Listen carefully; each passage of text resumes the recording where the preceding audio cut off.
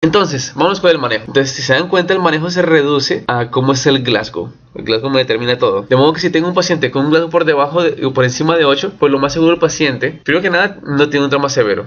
Por lo tanto, no lo intubo. Y es posible, o es poco probable, disculpen, que tenga un proceso expansivo y que pueda desarrollar hipertensión y herniación. Entonces, ¿qué hago con ese paciente? Bueno, aseguro la vía aérea, le pongo oxígeno, sobre todo para mantener una saturación de 95 o más. Se canaliza por 2 vías, sobre todo si hay sangrado. Y en este caso tengo que hacer una valoración importante. Yo tengo que decidir entre salino al 3% o Ringer lactato. ¿Por qué?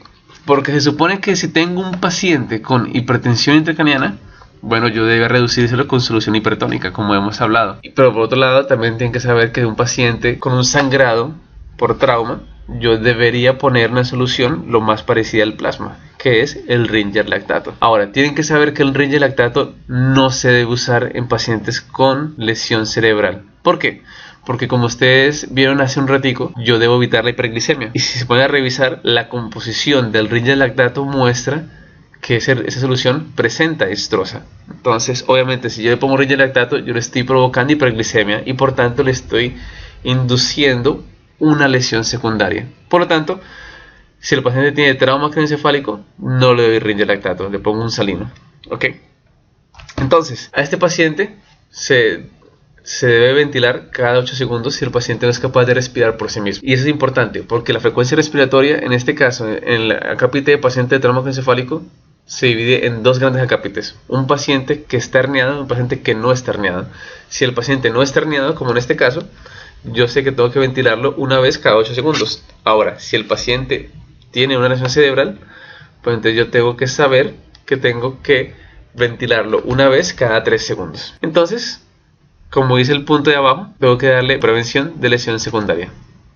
Ahora, si el paciente presenta un Glasgow por debajo de 8, yo tengo que hacer todo lo anterior más intubar al paciente. Y en este caso voy a ventilarlo cada 6 segundos. Ahora, si ese paciente que presenta un Glasgow por debajo de 8 también presenta hipertensión intracraniana, pues entonces yo hago todo lo anterior, lo intubo, lo canalizo, etcétera, etcétera. Pero además de eso, elevo la cabecera del paciente y valoro si puedo o no utilizar mannitol. Recuerden que en ese caso debo apoyarme de medir creatinina y medir la osmolaridad. Entonces, si además de eso el paciente presenta herniación cerebral, pues voy a hacer todo lo anterior, intubo al paciente, bla bla bla bla bla, ustedes pueden chequearlo. Pero en este caso lo que va a cambiar es que yo voy a hiperventilar al paciente. Dígase, voy a administrarle una ventilación cada 3 segundos. Repito que la hiperventilación es la maniobra que se ha reservado ahora únicamente para pacientes con herniación cerebral y que en este caso hay que evitar algo particular. Primero que nada, hablemos de por qué se hiperventila un paciente herniado. Se supone que cuando yo aumento la presión parcial de oxígeno, yo estoy provocando una vasoconstricción. Si yo provoco vasoconstricción a nivel del cerebro, yo estoy reduciendo la presión intracraniana. Y como esta herniación es consecuencia de una herniación intracraniana, pues al yo hiperventilar al paciente, yo estoy reduciendo la presión allá arriba y estoy por lo tanto frenando y tal vez hasta retrocediendo o devolviendo ese proceso de herniación. Ahora, ¿qué pasa si de repente yo hiperventilo demasiado? Si yo hiperventilo demasiado, yo puedo provocar tanta vasoconstricción que puede llegar al punto de provocarse un vasoespasmo, en donde la sangre deja de pasar. Y en ese caso, yo no solamente reduje el flujo sanguíneo al cerebro, yo estoy dejando sin sangre el cerebro, le estoy provocando una isquemia al cerebro. ¿Cómo yo puedo saber qué tanto puedo hiperventilar y qué tanto no? Lo hago midiendo la presión parcial de CO2.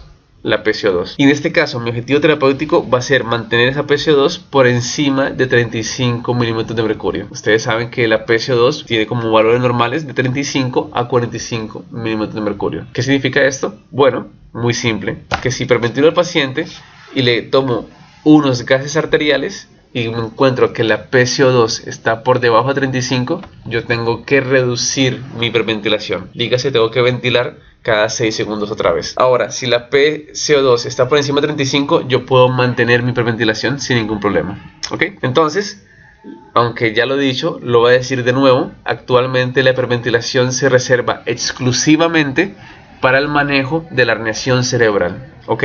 Si el paciente no tiene herniación cerebral, no se hiperventila. Así de simple. Entonces, ya para cerrar con el tema, primero, la hipoxia es la principal causa de convulsiones. Entonces, si tengo un paciente con trauma encefálico, yo debería cuidar muy bien el evitar la hipoxia, porque si tengo convulsiones, ya lo dijimos, aumenta la presión intracraniana. Entonces, si tengo un paciente que tiene un trauma encefálico, yo vi un trauma en la cabeza, vi alteración de la conciencia, pero que además de eso presenta parálisis flácida, eso me dice que ese paciente que se ve en la cabeza posiblemente también se lesionó el cuello y que tiene lesión de médula espinal concomitante. Entonces, otra cosa importante es que si tengo una herida de bala sin orificio de salida, sugiere que la bala se encuentra en la médula espinal. ¿Por qué? Porque cuando la bala ingresa en el cráneo y rebota un par de veces, suele alojarse a nivel del canal medular. En ese caso, entonces, yo tengo que pensar en lo mismo: un paciente con trauma craneoencefálico y lesión medular. Ahora, esta tercera consideración es importante, o cuarta consideración, y es que es frecuente el vómito durante la primera hora de un trauma craneoencefálico por las náuseas que provoca. Esa consideración más que nada es para que ustedes sepan que si tienen un paciente así en la calle y yo lo estoy llevando al hospital y lo tengo amarrado a la tabla larga, si yo tengo amarrado a la tabla larga y tengo los inmovilizadores laterales del cuello puestos, ese paciente, si vomita, tiene un altísimo riesgo de broncoaspiración. Si yo tengo al paciente intubado porque tiene un trauma severo, está bien, él puede vomitar y no va a broncoaspirar. Pero si el paciente no está intubado, yo sé que durante la primera hora debo estar todo el tiempo con una persona asignada a la función de que esté chequeando solamente si el paciente vomita o no, con un succionador a mano. Y si la persona vomita, yo lateralizo al paciente y aspiro el contenido.